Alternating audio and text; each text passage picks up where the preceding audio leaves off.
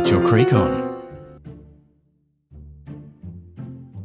Hello and welcome to episode 13 of Get Your Creek On, a podcast about Jonathan Creek. Thanks for joining me today for Series 3, Episode 2, The Eyes of Tiresias. When I say Series 3, Episode 2, I mean the second episode of the third series of the TV show. This is in fact Episode 3 of Series 3 of the pod, because I counted Black Canary, the Christmas special, as Episode 1 of Series 3 of the pod, not the TV show. All clear? As I state here on at least a semi-regular basis, watching the episode before listening to this edition of the podcast will be advantageous. You'll get the references and be able to visualise what's being discussed, rather than sitting there wondering what the bejesus is going on. If you haven't watched any Jonathan Creek before, then presumably everyone in your life must be pretty much at their wits' end with you, because you've no taste and nothing interesting to talk about. As the old saying goes, no creek, you freak. The Eyes of Tiresias aired on December 4th, 1999. I'm just lining up the Australian man to introduce the next bit. He's on the line. Yep, after 3. Yeah. No, I'll count back from 3. So after 1. Yeah. Ready? 3, 2, 1. Episode synopsis.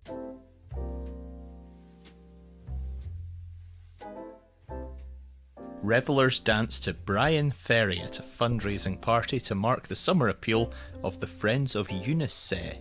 I think it said UNICEF, but the end of the sign was out of view. Maddie and Jonathan struggle to get served at the busy bar, and she heads off to get them plates of chili con carne. At the salad table, she gets chatting to a tall, handsome stranger, as Jonathan looks on slightly jealously, and then a lady spills her drink all over him. She apologises and gives him her business card, promising to pay for it. She's a filming location manager, but before they can get chatting, the main act of the evening appears on the stage. He's a crap magician called Otto Danziger, who amazingly and incredibly manages to guess the lottery numbers seconds before they're drawn on a supposedly live TV. Maddie heads back to the bar and gets chatting to Jonathan and his new friend, Heidi. She tells Heidi all about Jonathan, including mention of his windmill dwelling.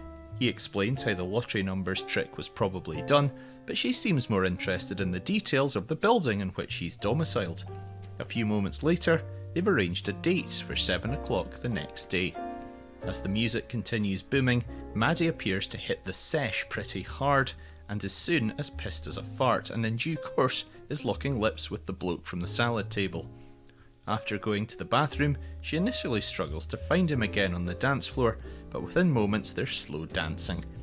In the taxi home, she drunkenly arranges to make dinner for him the next evening. Somewhere else in a ramshackle old cottage, an old lady who we briefly saw earlier cleaning her fishbowl out is perturbed to hear someone come in her front door in the middle of the night. It's not a brutal murderer though, it's Heidi, her niece, who is staying for the night and is home from the soiree. This old auntie, Audrey, tells Heidi about a bizarre nightmare she had in which a French-sounding man was being killed in a locked room, pleading for his life and saying the phrase, "Oh dear," over and over again. The next morning, a French-sounding man is eating his breakfast at his country mansion. His wife answers the phone to a bloke called Craig Downey, who appears to be some kind of client of her husband's. Evidently, she and Downey are having some kind of clandestine affair, although the conversation quickly turns to how Downey is going to be late for the meeting with the French guy that morning. The Frenchman, André Masson, who is in fact Swiss and not French, isn't having it at all and curtly demands that Downey must arrive on time, as scheduled. At the windmill, Jonathan gets up after his late night and, hearing banging and clattering going on outside, opens the door completely in the buff to find a huge film crew outside. It turns out that the date he arranged with Heidi was in fact an appointment to use the windmill for filming at 7 AM rather than 7 PM. Shortly afterwards he speaks to Maddie on the phone, who has to cut the conversation short to answer the door to the Lothario from the previous evening. They confirm their plans for dinner that night, which will see Maddie preparing lobster. At the country mansion, Downey has arrived and is waiting outside André Masson's office with several associates. Downey's talking to Masson's wife when they hear a commotion from inside the office. Someone smashed the window and has gone inside, locked the door and is threatening to kill Masson, who utters, "Oh dear, oh dear, oh dear," before there's a gunshot. When Craig Downey and Mrs. Masson run round the side of the house to look in the window, Masson is lying dead, a gunshot through his head. At the windmill, Maddie has turned up and a discussion with Jonathan takes place about how boring a film set actually is. While there, she takes a call from her new beau, who again confirms the details for dinner later, which seems a bit odd given he turned up at her house to do so not that long ago. At old Auntie Audrey's house, a news report comes on about the death of André Masson, and his wife tells the media about how he said "oh dear" 3 times before being shot. Audrey's horrified at the fact she dreamt every single detail the night before and phones Heidi, who in turn tells Maddie and Jonathan about this seeming premonition her aunt has had. Back at home, Audrey tells Heidi that she's had another dream while napping that afternoon and has written down all the details. Another death, a creature with wings, and the initials RP. It was all a bit more abstract this one, but she's worried about what it might all mean. At Maddie's, her date has arrived but is having issues operating the lavatory. As she serves up the dinner, the doorbell rings and she answers it. It turns out it's a near identical guy to the one who's there already. She hadn't realised that she'd got off with 2 different fellas last night, which is the kind of thing that could happen when you're on the lash too hard, I guess. Maybe. Next we see footage of a woman driving down a country lane in her Jaguar. Her lack of concentration leads to a horrendous incident involving a tractor in which she crashes and dies. And then we see her number plate, which features the letters RP. Maddie and Jonathan are at Audrey's house later with Heidi to talk through the Masson premonition. He looks through the bookcases crammed with Greek mythology and notices that Audrey buys some stuff from the local market. Audrey then takes a phone call and is told about the death by car crash of local woman Rebecca Phillips. Her second dream has come horribly true as well. Maddie says that Audrey mustn't get too upset, but it's too late for that. She's already in a state because she's had a third dream that apparently ends with she herself being killed. A man with one eye coming up the stairs with a sword, ending up with blood everywhere. There is a joke in there, and I am not going to tell it. In the car driving away, Maddie and Jonathan discuss all these coincidences. They head to Masson's mansion where the police are still combing the place. They found one of Downey's contact lenses next to Masson's body, and also non-password protected diary entries on Masson's computer in which he claimed that he knew of Downey's affair with his wife and that Downey had threatened to kill him. Maddie goes to find out more about the dead Rebecca Phillips, and while Audrey is out of her house, we see some ominous footage of someone breaking in and having a route around the place. Maddie then tries to eavesdrop at Craig Downey's office where he's being interviewed by the police. However, she ends up being kicked out and into a skip via a builder's chute by the security guard. Before this happened though, she did manage to hear Downey telling the police that he had recently been burgled. At the windmill, Maddie and Jonathan go over all the various evidence and information. As usual, Jonathan doesn't just tell Maddie straight up what he's discovered, but starts instead talking about the devious mind of André Masson. When Maddie happens to mention Audrey's goldfish bowl, it triggers the final piece of the jigsaw to fall into Jonathan's mind, and he announces that they need to head straight over there. Audrey has already gone to bed terrified that night, worrying about whether the dream that she had will bring her demise, and we see it all playing out. She's hidden in her cupboard and gets stabbed to death by a one-eyed man. It was just a dream though, and she's awoken by Jonathan and Maddie at the door.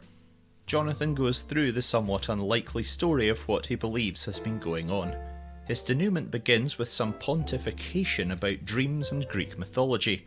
He's concluded that the details of Masson's murder must have somehow been predetermined and somehow also found their way into Audrey's dream. Masson, it turns out, was about to be arrested for fraud, so he decided to top himself, and he decided to make it look like it was a murder committed by the man having an affair with his wife.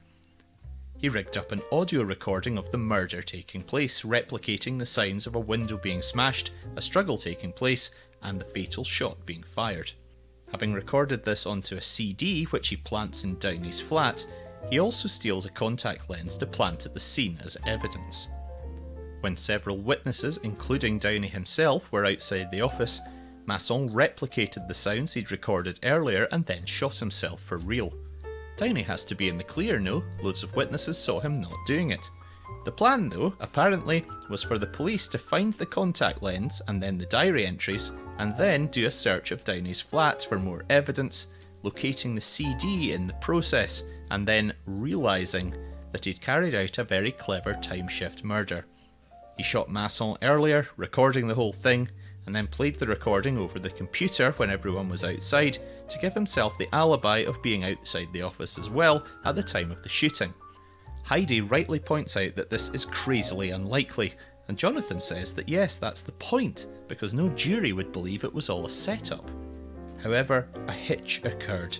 Downey's flat was burgled and the CD was stolen along with all his others.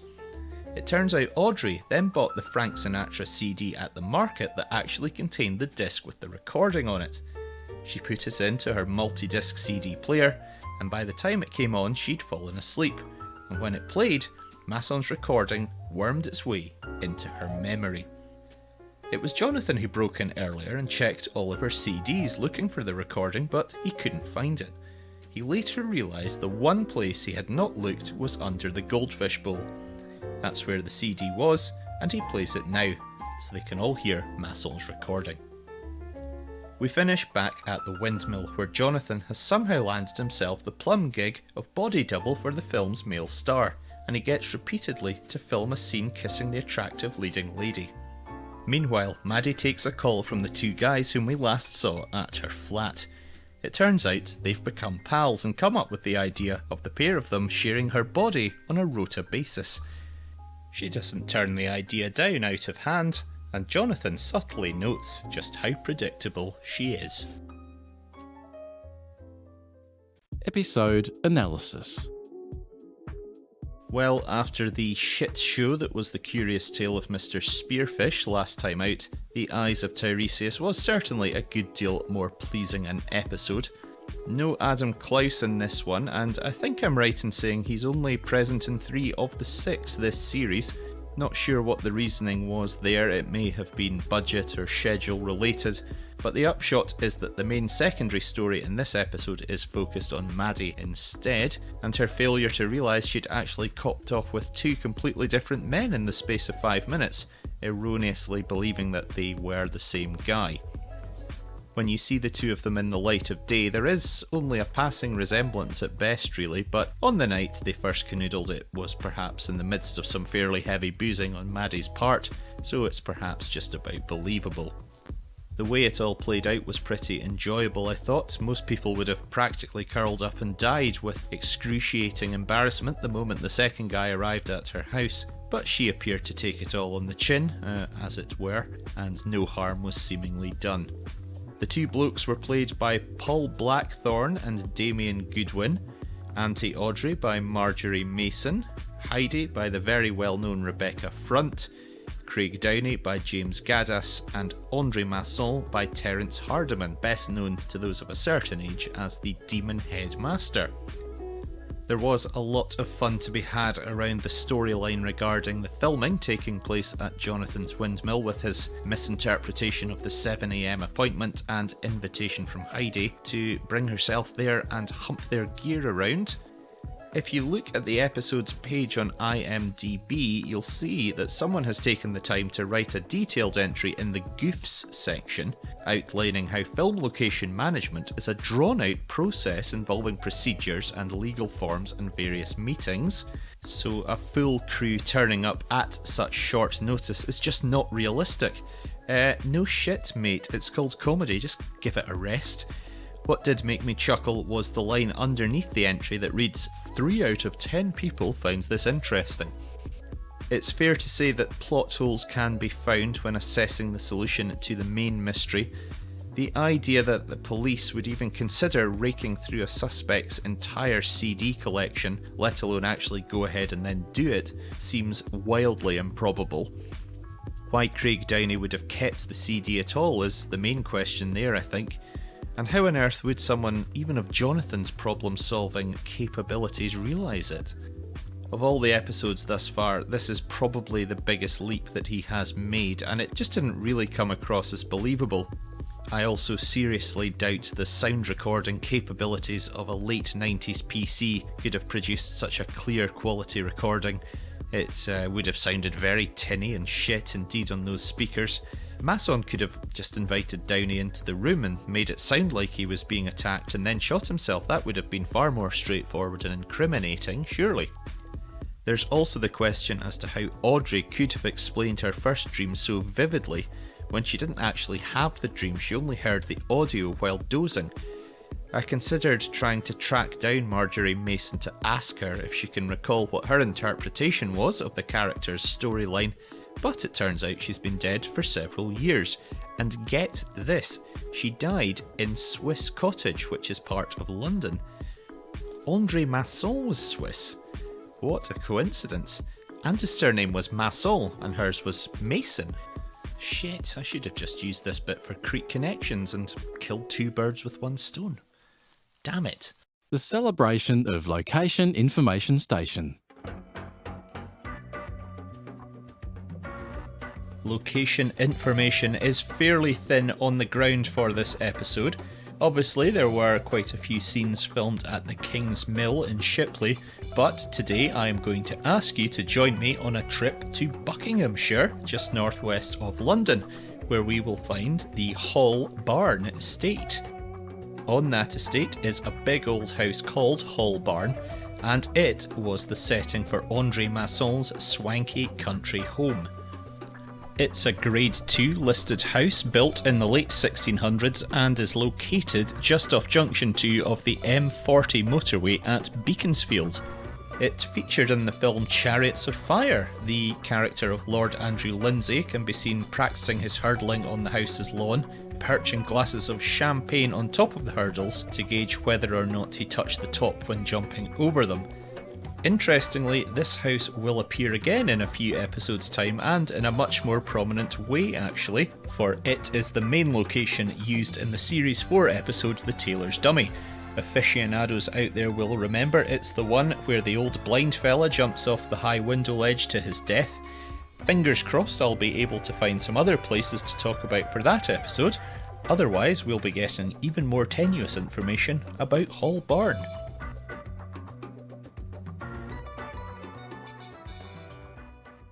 Creek Connections.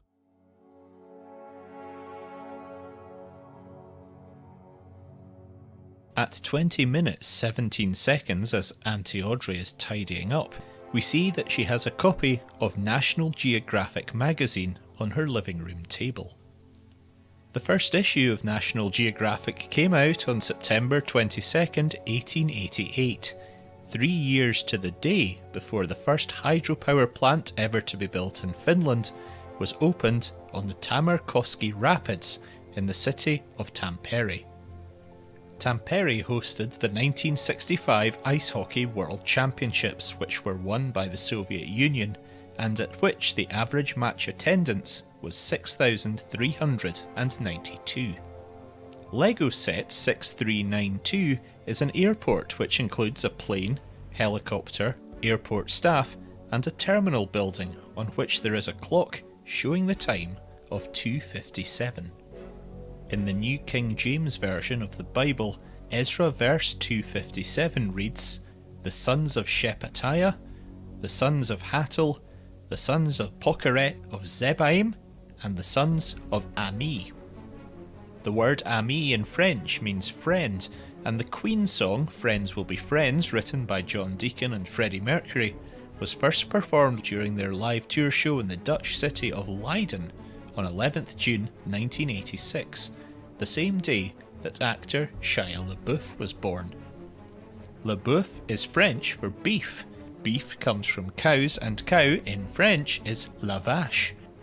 A country estate called the Vache is near Chalfont St Giles in Buckinghamshire, England, a mere 6.1 miles away from another country estate, Hall Barn, the setting for André Masson's mansion in the Eyes of Tiresias. Cripes, crumbs, golly, for the love of God, and as I live and breathe. You could not make it up, and I haven't. Another Creek connection next time. Pottery Corner.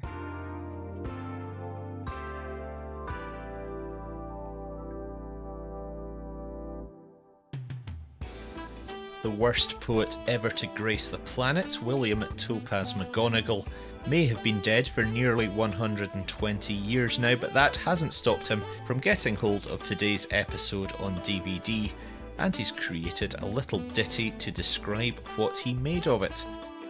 Without further ado, here we go with lines on an observation of the eyes of Tiresias.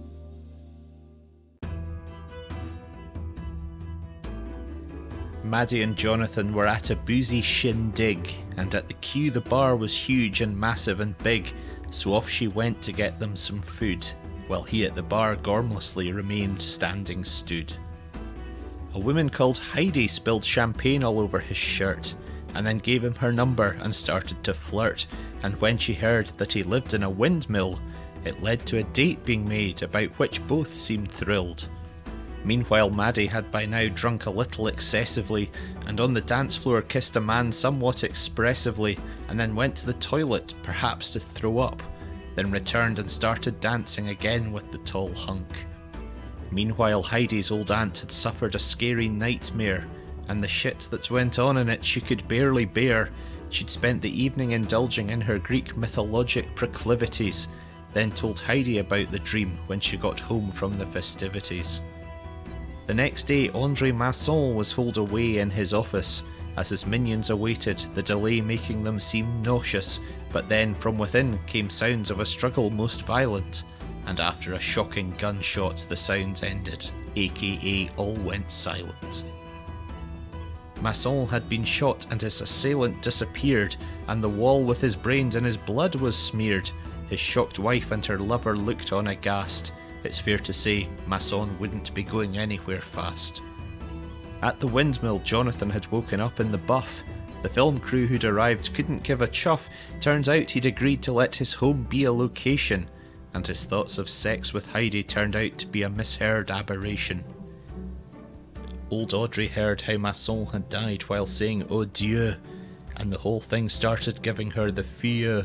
She thought she now had a brain like a crystal ball, so the details of her most recent dream she did on a piece of paper with a pencil scrawl. Maddie's hot date at home involved cooking crustacean, and the hunk turned up and seemed delighted and taken, but there was an issue. A different fella was already present. She'd accidentally copped off with two different gents. The second dream of Audrey's came true. A woman had died after her car off the road into a tree flew, and by now the elderly spinster was losing her shit, for she had dreamed that night a man would with a sword she open split.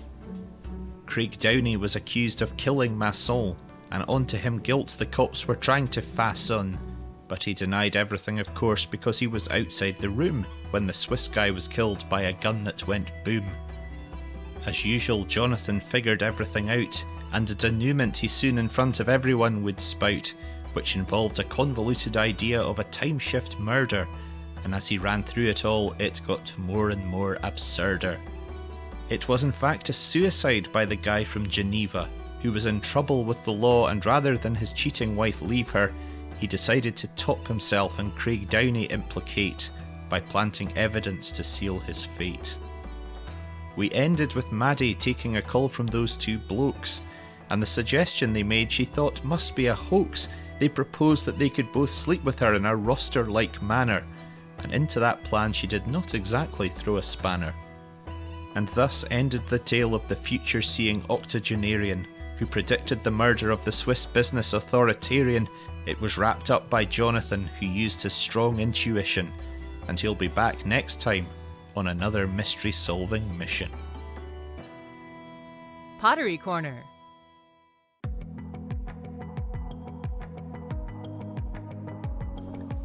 Thank you very much for listening to this episode of Get Your Creek On. You can get in touch with the show by email, getyourcreekon@gmail.com, or Twitter, it's at CreekGet. The website is www.getyourcreekon.co.uk. A big thanks today to online Twitter user at CreekLocations. Next up is the third episode of the third series of the TV show, fourth episode of Series 3 of the pod, The Omega Man. Maddie witnesses the theft of an alien skeleton by the US military, and Jonathan is roped in to help them explain how it escaped from a locked box in the back of a truck. It's actually just about as weird as that description makes it sound. That's us done for now. It's good to be with you once again, and I will speak to you on the next ep, which is shorthand for episode. I'm Toby. Bye for now. Thanks for listening to Get Your Creek On.